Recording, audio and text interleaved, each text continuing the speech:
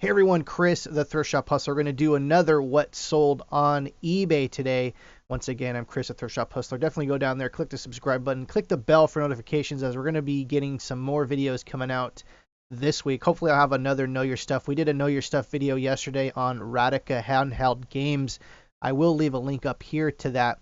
Definitely go and check that out. And click the like button. Please click the like button. That helps people see this video, as my views are actually pretty low considering others that are in this space. So your likes definitely help, especially if you are a supporter of the show.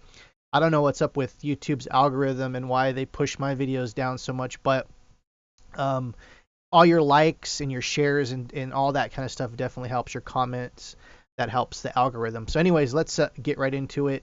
Once again, I'm Chris, the Thrift Shop Hustler. Welcome, welcome, welcome. Let's get right into it, shall we? Today we have this Spumco Sody Pop figure. I've talked about these many times before. This one sold for $24.99 plus $2.99 shipping. I paid $1 for these as there was an animation event at the local thrift shop, and I saw a basket full of these things, so I just scooped them up. There's probably like 30 something of these, and they were all different ones. There's 3 different styles. This one happens to be the most popular one and the hardest to find. So definitely this is one of those things where you just know your things, and most people would have just passed these up and wouldn't even know what this was. I'm just saying, if you just saw these just laying in a basket, you wouldn't know what these would be. For me, I've been around for a long time where I knew exactly what these were. I've bought these in the past. We've sold out of these before. We picked these up at the same place. It was this pretty good ROI, $1 into $24.99. Speaking of which, this is the other one. This is the George Liqueur pencil topper. This is also another one that was one of those styles. This also sold for $24.99 plus $2.99 shipping. This was purchased for $1. So it's just one of those things where, I knew what these were, and anytime I see Spumco stuff, for the most part, it goes for a pretty good amount of money, especially this early 90s stuff that's pretty much NOS, new old stock. Next up, we have this 2018 New York Comic Con promo card from PlaySteamMonsters.com. Link is going to be below if you're into card games. Check that out. Sign up. But by the way, if you sign up at the PlaySteamMonsters.com link below, let me know if you guys want to join the game for free. You actually get a free Steemit account. I've talked about Steemit lots of times before. Send me a private message here on YouTube if you want to join Steemit for free, like today. I'll send you a code that's good for a free starter pack with SteamMonsters.com, and you also get a free Steemit account with that code. So if you want a free code to Steemit, let me know. I'll check out your stuff and your social media. I'm not going to give it to everyone, but I will check it out to see if you're active in social media and you want to become part of the Steemit community. But anyways, I paid these. I don't even want to get into how much these actually cost to produce, but there's a huge market for promo cards, especially exclusives for New York Comic Con, San Diego Comic Con. We've talked about it before and stuff like that. So definitely go and check these out. These were limited to I think we made 500 of these, and there's a huge collector base with cryptocurrency, Bitcoin. There's a huge collector's base that's pretty much untapped as far as the collectors that are just, they want anything that has to do with Bitcoin and blockchain and cryptocurrency.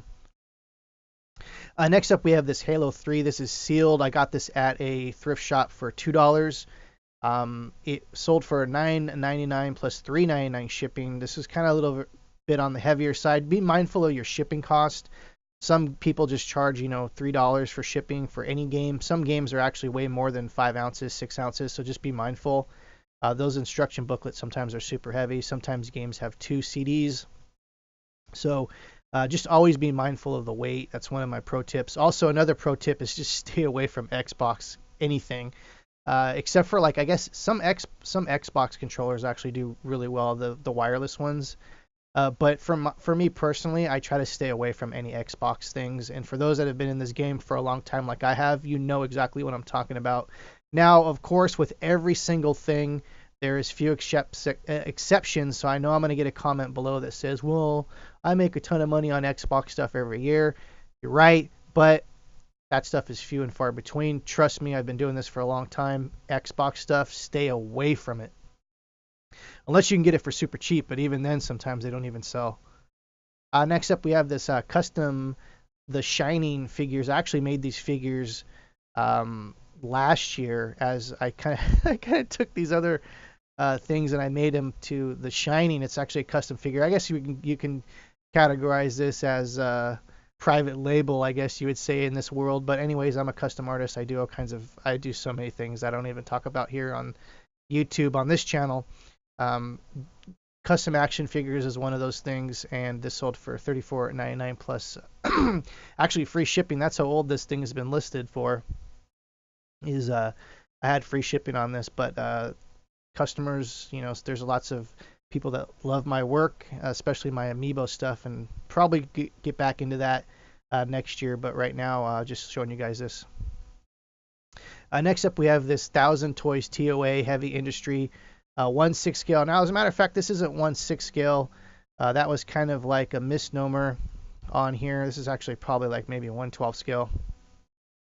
Anyways, this sold for $64.99. I actually paid up on this. I think I paid $50 for this. Now, you're going to say, why did you pay $50 for this? The next item that we're going to see is going to show you why.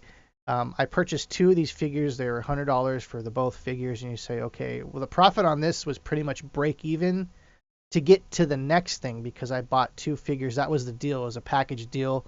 I had to buy the 2 for $100. So this sold for $64.99 plus $5.99 shipping.